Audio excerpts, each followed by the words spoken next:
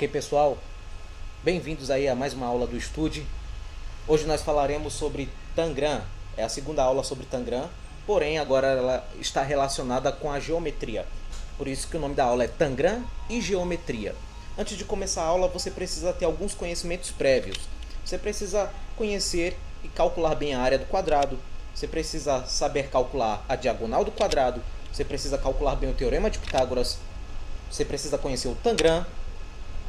Você também precisa saber efetuar radiciações, racionalizações e também potenciação de números racionais. Então, esses são os pré-requisitos, os conhecimentos prévios que você deve já conhecer para ter êxito nessa aula, para entender com eficiência, entende? Se você não conhece nenhum desses temas, você pode pesquisar e depois dar um pulinho aqui e assistir novamente o vídeo.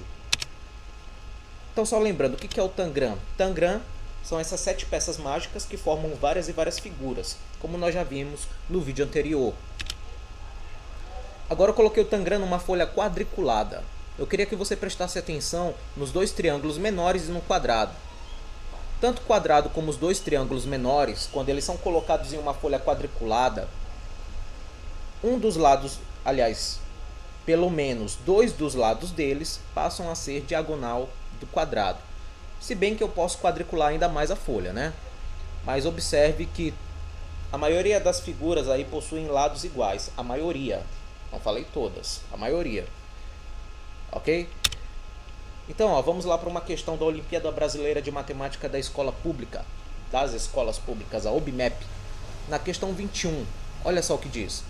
O Tangram é um jogo oriental antigo. Uma espécie de quebra-cabeça construído de 7 peças. Que são 5 triângulos retângulos e isósceles, um paralelogramo e um quadrado. Essas peças são obtidas recortando-se um quadrado de acordo com o esquema da figura 1. Olha aí, a figura 1 é um quadrado.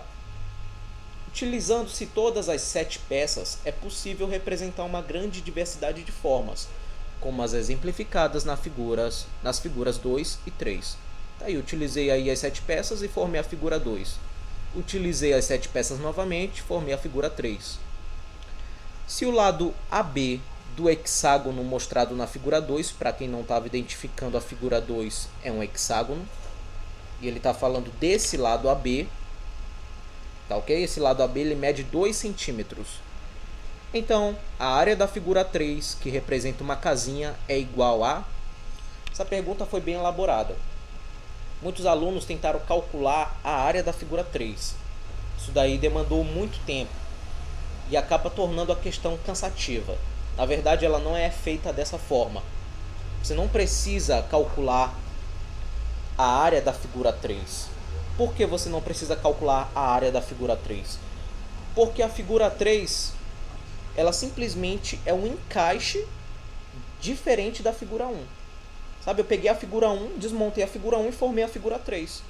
Eu peguei a figura 1, desmontei a figura 1 e formei a figura 2. Você percebeu que eu não troquei as peças? As peças são sempre as mesmas. São 5 triângulos, um paralelogramo e um quadrado. São sempre as mesmas. Se as peças não mudam, se as peças são as mesmas, a área é sempre a mesma. Então, o que eu posso fazer? Simplesmente calcular a área do quadrado da figura 1 e aí eu já obtenho a área da figura 2 e a área da figura 3. É simples. Então agora eu vou apagar aqui esse segmento de reta B e vou colocar ele, irei colocar ele lá na figura 1. Tá aí, ó, destacado de azul. Ok?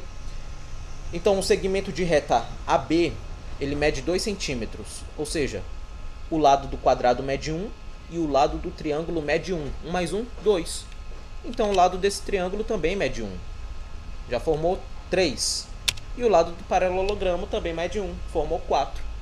Construindo o quadrado aqui embaixo, ó, eu tenho a diagonal do quadrado que mede 4. E o lado do quadrado eu não conheço. Quero que você note também que esse quadrado foi formado por 2 triângulos retângulos, ok? Porque o triângulo retângulo, lógico, possui o ângulo reto. Dividindo o quadro, nós sabemos que a diagonal do quadrado é L raiz de 2. Substituindo a diagonal pelo número 4, nós ficamos com 4 igual a L raiz de 2. Passando a raiz quadrada de 2 dividindo 4, eu fico com 4 sobre raiz de 2 igual a L. Ou L é igual a 4 sobre raiz de 2. Racionalizando, multiplicando o numerador e o denominador por raiz quadrada de 2, ficamos com 4 raiz de 2 sobre 2. Ok? Por isso que você precisa saber racionalizar. Efetuando agora a divisão, nós ficamos com